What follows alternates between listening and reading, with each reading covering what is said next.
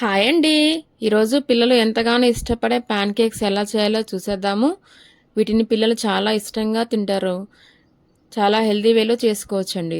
దీనికి కావాల్సిన పదార్థాలు ఒక అరటిపండు, ఒక గుడ్డు, 2 టేబుల్ స్పూన్ల ఓట్స్ తీసుకొని వీటితో పాటు 2 ఖర్జూరాలను కూడా తీసుకోవాలి. కొద్దిగా వెనిలా ఎసెన్స్, కొద్దిగా బేకింగ్ పౌడర్ తీసుకోవాలి. ఇప్పుడు మిక్సర్ జార్ తీసుకొని అందులో మనం ముందుగా తీసుకున్న 2 టేబుల్ స్పూన్ ఓట్స్ని, అలాగే చిన్న ముక్కలుగా కట్ చేసుకున్న బనానా పీసెస్ని కూడా వేసుకోవాలి. అలాగే తీసుకున్న ఖర్జూరాన్ని సీడ్స్ తీసేసి క్లీన్ చేసేసుకొని ఇందులో వేసుకోవాలి. దాంతోపాటు ఎగ్ని కూడా హోల్ ఎగ్ వేసేసుకోవాలి.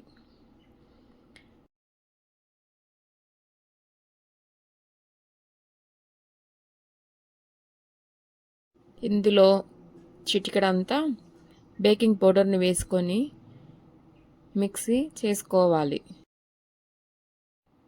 మిక్సీ చేసిన బ్యాటర్ని బౌల్లో ట్రాన్స్ఫర్ చేసుకోవాలి.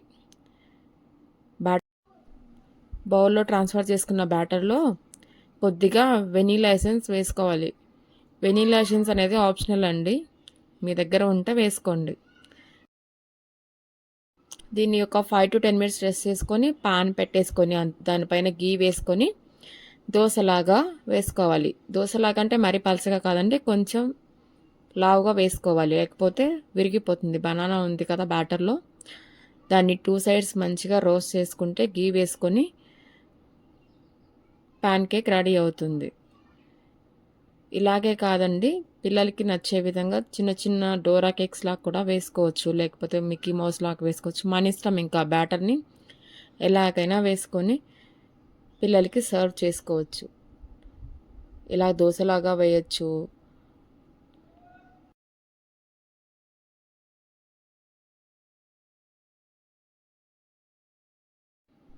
ఇలా చిన్న చిన్న ప్యాన్ కేక్స్ లాగా కూడా వేయచ్చండి. వాటిని కూడా మంచిగా గీ వేసి రోస్ట్ చేసుకోవాలి. రోస్ట్ చేసుకొని పిల్లల లంచ్ బాక్స్లో కానీ లేకపోతే ఈవినింగ్ స్నాక్ లా కానీ ఇవ్వచ్చు. ఎందుకంటే ఇది చాలా హెల్తీ. బనానా, ఎగ్, ఓట్స్ అనేది చాలా హెల్తీ. ఇందులో ఎలాంటి స్వీట్ కూడా వాడలేదు. ఓన్లీ బనానా అండ్ ఖర్జూరా స్వీట్తోనే ఉంటుంది.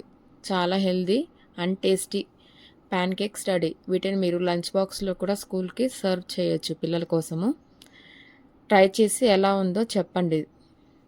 Please do like, share and subscribe to my channel. Thanks for watching friends. Thank you.